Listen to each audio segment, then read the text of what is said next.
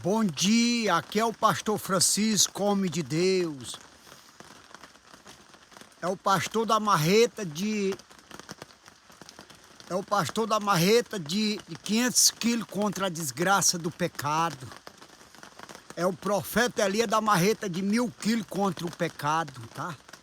Profeta Elias da marreta de 1000 quilos contra a desgraça do pecado. Ó, quando a gente vive uma vida espiritual, é diferente. A gente é diferente. O problema é que o inimigo tem cegado muitos crentes, que o crente não tem conseguido viver uma vida espiritual. Quando a gente aprende a viver uma vida espiritual, a gente carrega o Espírito Santo de Deus dentro da gente. É difícil viver uma vida espiritual? É. Porque a gente tem que ler a Bíblia e viver. Quem vive é salvo, quem não vive não é salvo. Quem vive a palavra de Deus tem uma vida espiritual. O problema é que os pastores não ensinam, porque eles não vivem, viu? Ó, eu olhando nos meus olhos espiritual pela pregação do arrangélico no Brasil, pela pregação do arrangélico que estão sendo pregados. 99% não tem salvação no Brasil. E eu tenho falado com Deus, Deus nunca me repreendeu. Tudo que eu abro a boca e falo, Deus não repreende. Por quê? Porque é o Espírito de Deus que está dentro de mim. É Ele que fala na minha boca. Eu só abro a boca para Ele falar. A pessoa, ó, o inimigo, ele tem cegado muitos, tem cegado os crentes, os cristãos, no espiritual. A cegueira de vocês é no espiritual. A cegueira de vocês não é no carnal. Não. Porque se fosse no carnal, Deus libertava. A cegueira de vocês é espiritual.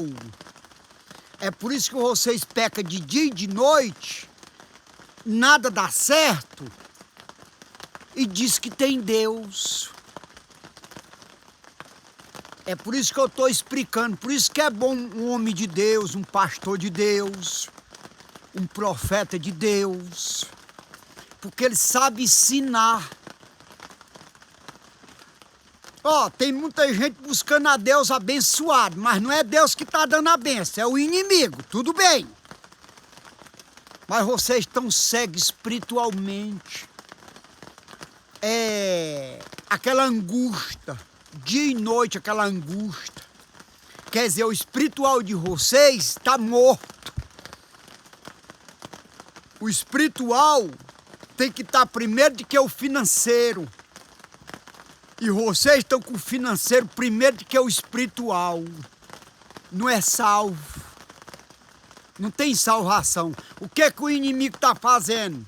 Está dando o financeiro para enganando vocês no financeiro.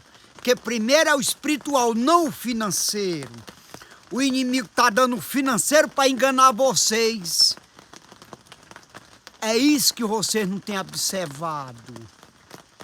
É por isso que vocês não vê o pecado de vocês.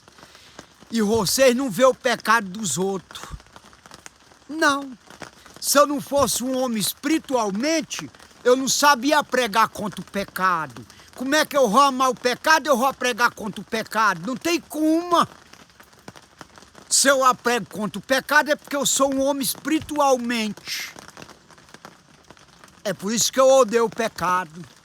É por isso que eu sei ensinar. Aqui não é teologia não, tá? Aqui eu odeio o espírito de teologia. O espírito de teologia é do capeta. Viu? Por isso que eu sei te ensinar. Viu? Primeiro espiritual, segundo financeiro.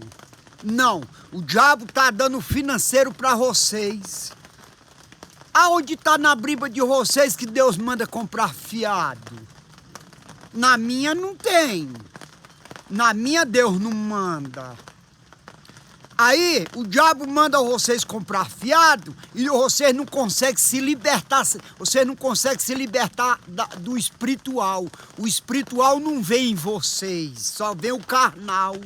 É por isso que vocês servem a Deus na carne. E Deus não tem compromisso com carne de ninguém. É por isso que as coisas às vezes não têm dado certo na tua vida.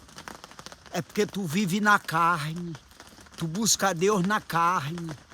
E Deus não tem compromisso com ninguém na carne. Deus não usa ninguém na carne. Não, Ele manda um recado para tu falar. Recado é um. E Deus usa é outro.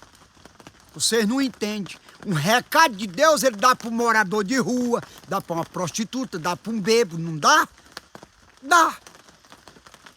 Recado de Deus é uma coisa e Deus usar é outra. Não tem como Deus me usar na carne. Não. O bom quando Deus usa a gente no espírito. Que Deus abençoe a paz de Cristo.